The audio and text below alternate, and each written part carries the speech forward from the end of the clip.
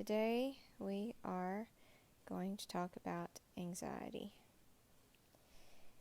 and what we can do about it. What are some action steps we can take to help release this energy from our body and keep more of it from forming. Keep more from forming or getting stored in our body, because it doesn't feel good, right? Like, what does anxiety feel like? It feels jittery. It feels like just excessive energy.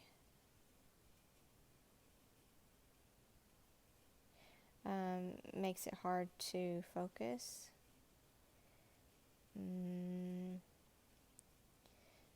Makes it hard to sit still.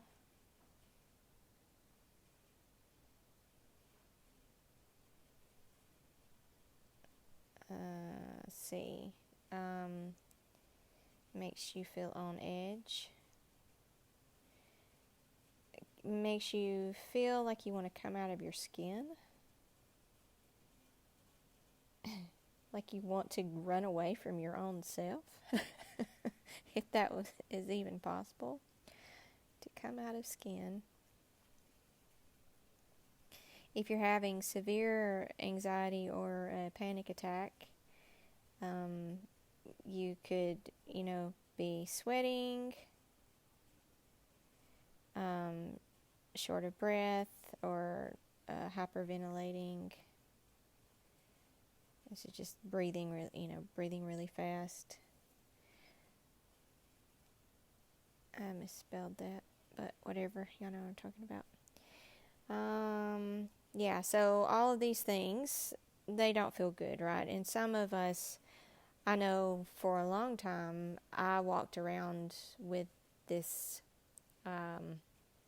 feeling in me 24/7, and it was also dread. It's kind of like dread or impending doom. Okay, so this is from my personal experience with anxiety and what it feels like, and not just from that, but from working with lots of other people and their anxiety and how they describe it, which, I think we're all pretty, have a lot of the same common things when it comes to our emotional experiences. So that's just kind of an overview of what you might be feeling with this anxiety. And I want to look at the 3 different physical, emotional, and spiritual. 3 different causes. I can't spell.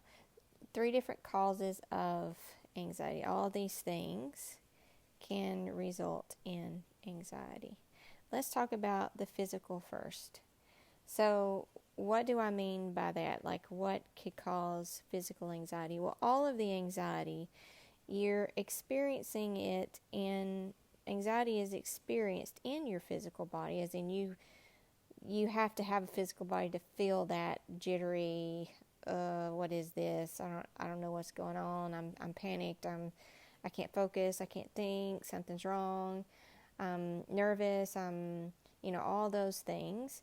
You're feeling that in your emotional body and in your physical body. So in both of these places, you're experiencing anxiety. Now, if you look at physical causes, what I mean by that is external. Meaning it's not really coming from your mind. It could be coming from an external source. Now, this might be something you've not thought about before, but your environment can cause that feeling in your body that you would define as anxiety. You would say, oh my gosh, I feel so anxious, and I have no earthly idea Why? I'm not really thinking about anything. I haven't been worried about anything, but I just have so much nervous energy in my body. I don't even know what to do with myself. Like, you may be saying that. So some environmental things that I want you to check out if you have anxiety and you're trying to feel better is your environment. So depending on your health type, if you haven't taken your health type test, different things in our environments can be stressors to our body, which can result in an anxious feeling.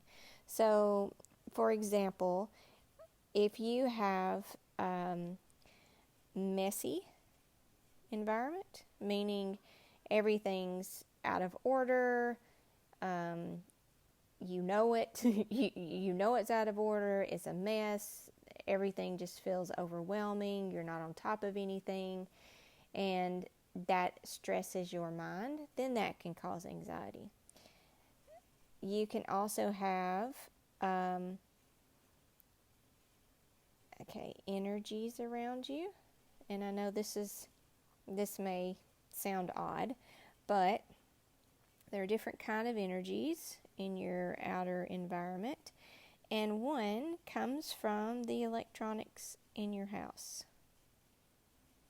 And you can believe me or not believe me, but there's a device called an EMF detector, and it detects electromagnetic fields. And this is scientific. This isn't just something I'm just coming up with out of some. It's actually affects your body. Like when you're subjected to too much of this energy coming from electronic devices in your house or whatever, then it can cause a jittery feeling. And depending on that health type, you could be more sensitive to this than other people, especially if you are a sensor or a crusader. You need to be very careful. And if you don't know what you are or what you're not, you can take the 3-minute health type test. It's in the description. And find out what you are. And you can do things to help reduce the amount of exposure that you have to electromagnetic fields, okay? And you can look it up if you want to, what it does to your physical body and how it can make you feel. And then your mind, as it does, is always trying to make sense of things. And instead of thinking, hey, maybe I shouldn't have 3 computers laying by my bed and a phone and a TV in my room, and maybe I shouldn't be sleeping and all that. Your mind doesn't think that. It thinks, oh my God, I'm anxious, and I've got emotional problems, and something's wrong with me, and I'm always going to have anxiety. And my mind shows me that, there you could be. I'm not saying there's not an emotional reason. What I'm saying is it is possible that you could have these outside environmental factors influencing your own body makeup. You are electricity. Your body is made up of electricity.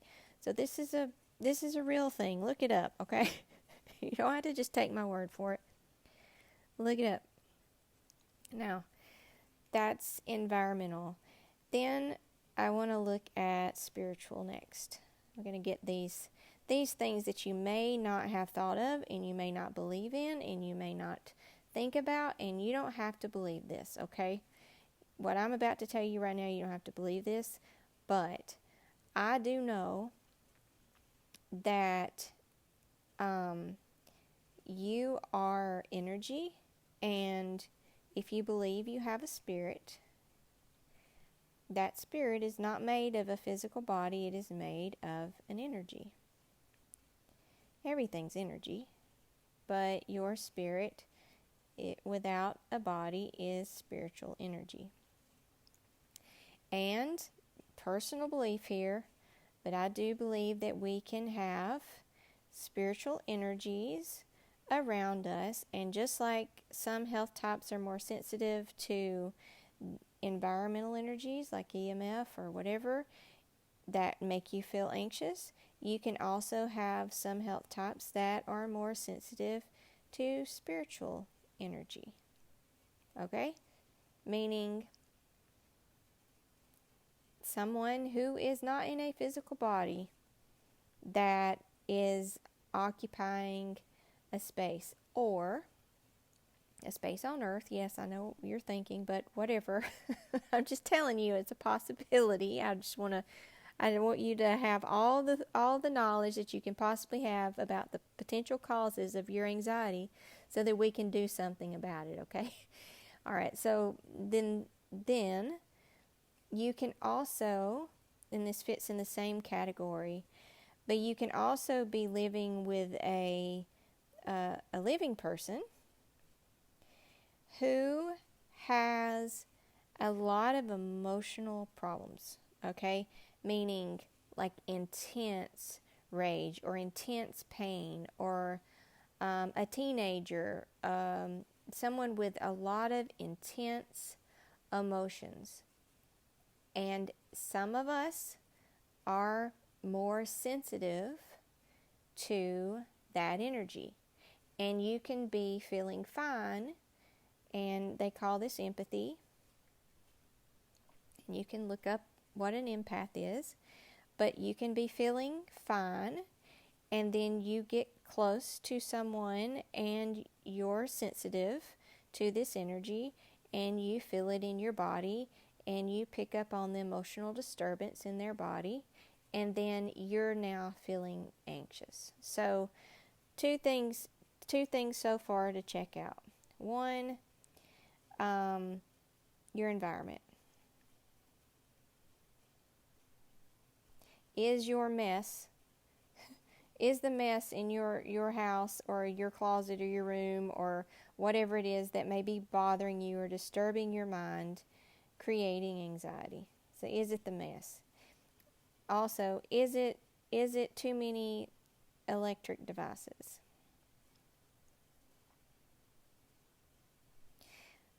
Check that. Another thing that I didn't talk about is what you're watching or allowing in through TV, like the content you're feeding your mind. One thing I used to do, and this was back when I had horrible anxiety, is I love to watch those. Why? I have no idea. I like to watch these, but those shows where it was called I Survived or something like that, and the most horrific things would happen to these people, and they lived to tell about it. And I would sit there for, an hour or more, if there were more episodes that came on after that, listening to them talk about these horrible things.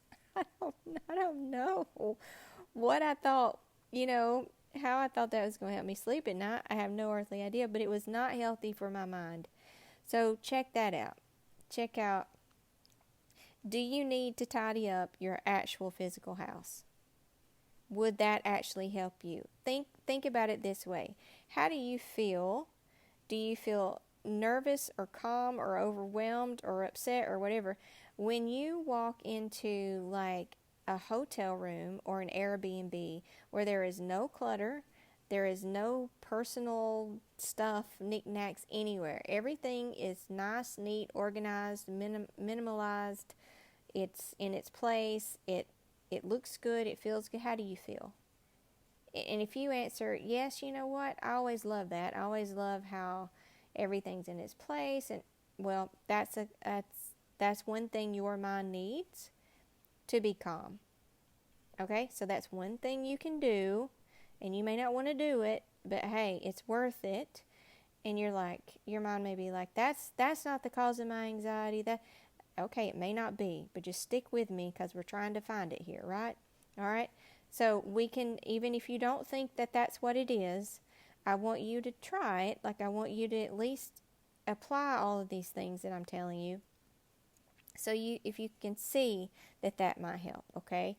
Now, your electrical devices. Just check it out. Like, just, don't sleep with the phone beside your head or too many computers, or, kind of limit that so that you're not exposed to all that. You don't have to go crazy. They got all kinds of devices you can put on your electric devices to ward off the EMF, whatever. Just look at it. Like, you don't have to go crazy with it, but just look at it and see if you can eliminate that or at least reduce it.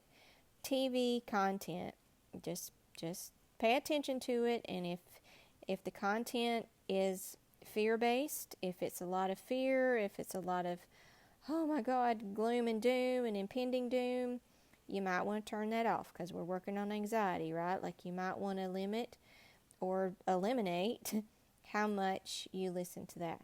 Next thing to check. Oops. The people around you, the people in your experience, are they yelling, screaming? Is your house chaotic? Do they have a lot of emotional issues?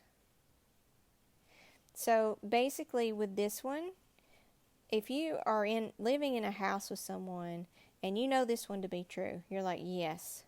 What I want you to know here is not, okay, well, I'm going to kick them out and then my anxiety will be better. No, you don't have to kick them out. But what I want you to do is have the awareness that this is possibly coming from them, and it may not actually be you. So when you know this, you stop defining yourself as an anxious person. A sensitive person, yes. An anxious person, no. You're picking up that energy of whatever emotion they're feeling or experiencing that they need to release or whatever, and that feels like anxiety in your body. When you know this, it kind of calms your mind to know, because when you keep labeling yourself as an anxious person, that's scary. You're creating anxiety by labeling yourself as an anxious person, because it seems like there's nothing you can do about it. I'm stuck with this. I can't get rid of this. I'm going to have to walk. I'm going to just have to deal with this, or I'm going to have to take medication for this. And I am not opposed to medication at all. I'm just saying that there are other interventions that can be done, and sometimes medication is necessary. But don't never ever stop your medications. You always talk to your therapist or your doctor. But I just want to make you aware that there are outside things that you can try and to do. So when you're defining yourself as an anxious person, that in itself is a fearful, powerless thought, because you feel powerless to get rid of it, and you don't know how to get rid of it. So that's another thing that I want you to do. Stop. Even don't define yourself as anxious. Stop talking to everybody about your anxiety, all right? You can talk to your therapist about it. You can talk to me if you're working with me with mind coaching. You can talk to me about it. But don't go walking around, oh my God, I'm so anxious. I'm so anxious. Oh my God, this anxiety. That is feeding this, and your words matter. I'm not going to go into all the ins and outs of that, but trust me, your words matter. Now, what else are we going to check? So we're going to change our language. We're going to check out the people that we live with and just be aware, hey, this may not be me. If you do have a chaotic household, give yourself, if possible, if you've got kids, I know this is hard, but if possible, give yourself some quiet time. If you can, especially if you are a sensor, because this can be very overstimulating, and anything overstimulating or overwhelming can produce anxiety. That is basically what it is. Your system, well, that's a good definition of anxiety. Your system is overwhelmed.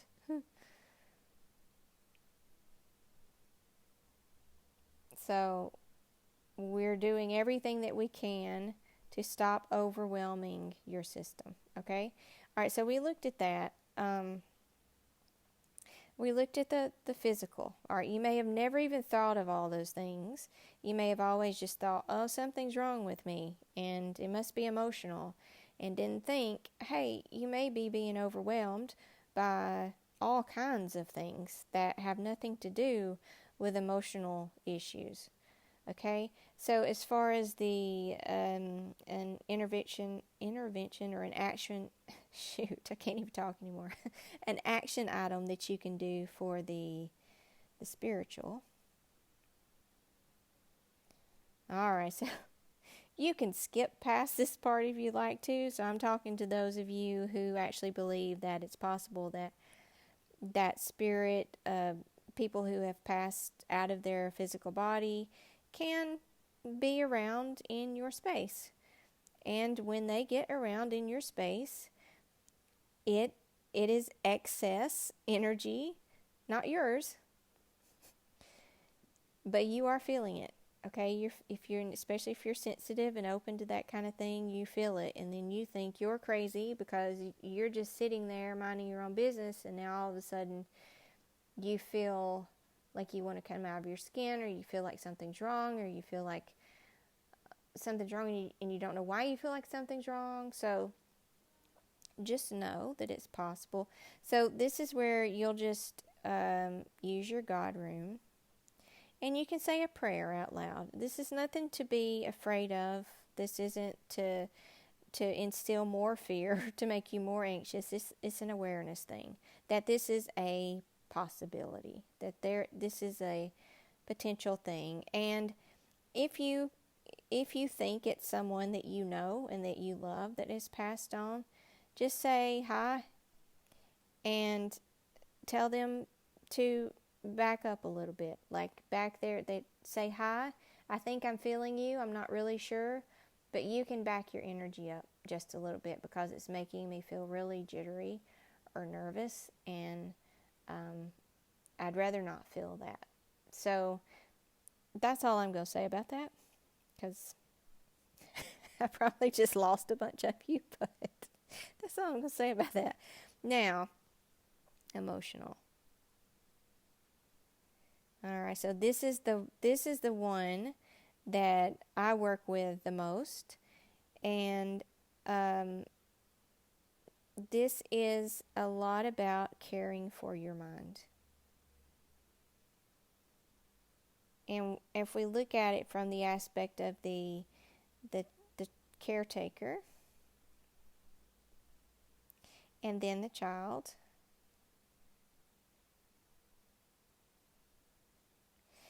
and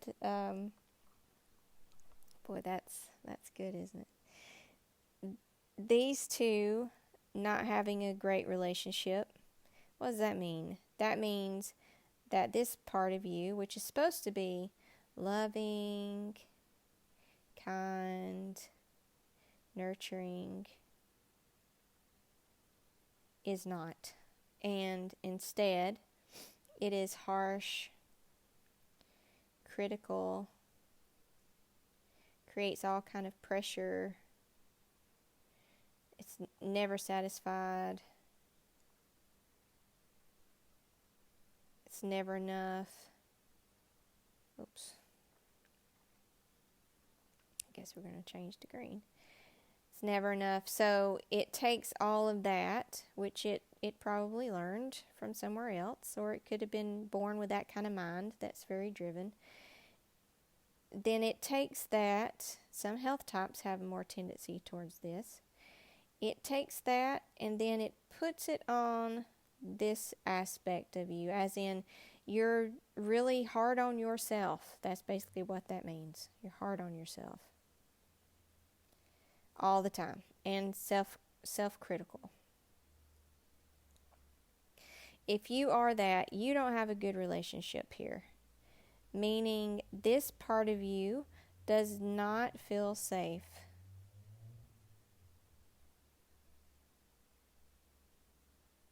And when we don't feel safe, we feel afraid. There is fear there. And how we defined anxiety earlier was system is overwhelmed. So this little system is being overwhelmed with pressure, with criticism, push, it's never satisfied, it's never enough.